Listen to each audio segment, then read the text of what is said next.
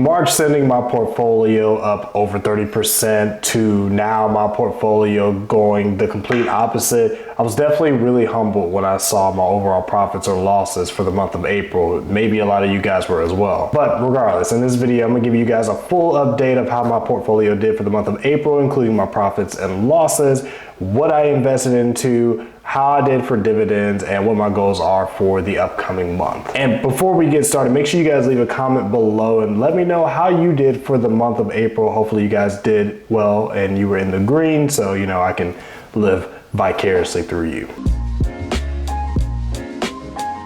So unlike March, my portfolio slipped in profits, resulting in me losing about 5.3% unrealized profits, or about $700. That seemed to be mostly led with the concerns of interest rates not decreasing since inflation isn't responding the way government wants it to, amongst other things. So the news of that is more than likely why the market as a whole didn't perform well in April. Luckily, I'm still in the green for the long term. I'm up 9% year to date, and in the longer term, I'm up 25% from when I first started investing back in May of 2019. It's really cool because my 5-year anniversary of investing is coming up in a few weeks. I'm really excited to kind of reflect on that, and that'll be another video for another day, hopefully soon.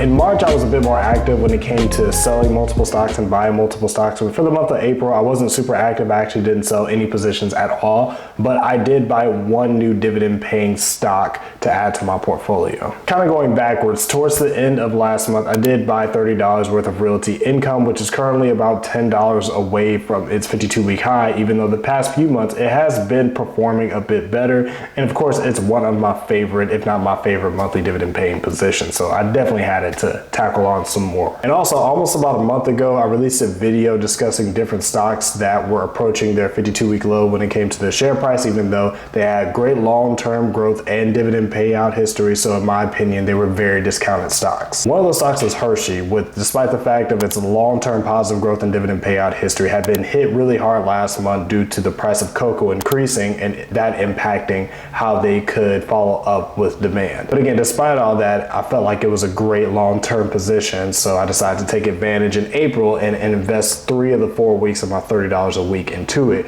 which with some dividend investing that I don't have reinvested back into those positions ended up being a little over $94. And so far it looks like it was the right move because last week was pretty decent for the share price, but we'll see what the future holds for it. So for April, I received a total of $20.52 from 15 different dividend paying companies in passive income, which wasn't as high in comparison to the past couple of months this year, but was still a lot higher than what I got paid in April of last year. And I think that's the most important thing. With that, it put my annual payout so far at $96 per year, and it's averaging me about $24 so far every single month. Again, it's one of my lower payments so far, but we still got a lot of months to go for this year, and I'm still heading in the right direction. So, most important thing. The goal hasn't changed. Just like a lot of you guys, I want a portfolio that is going to provide me with 2 different things at once.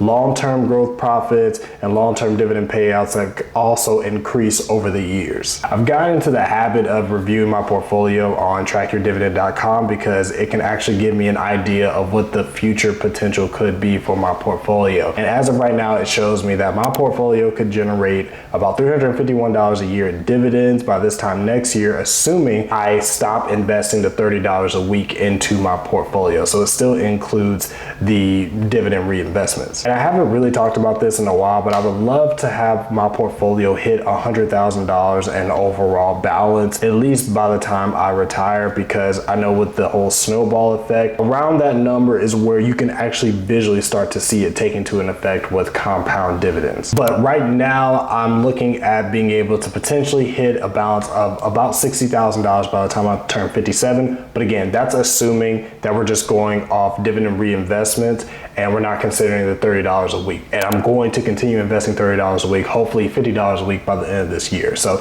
I'm really excited to see what that looks like on a month-to-month basis. But of course, it starts with me consistently making sure I have the right dividend stocks and exchange traded funds in my portfolio to make all those goals happen, and including making sure I get paid dividends every single month. And again, last month wasn't too bad. I talk more about it in this video, where I also mentioned the stocks and ETFs that actually paid me dividends. So make sure you guys check out this video, and I hope you guys enjoyed this video. And until next time, as always, take care.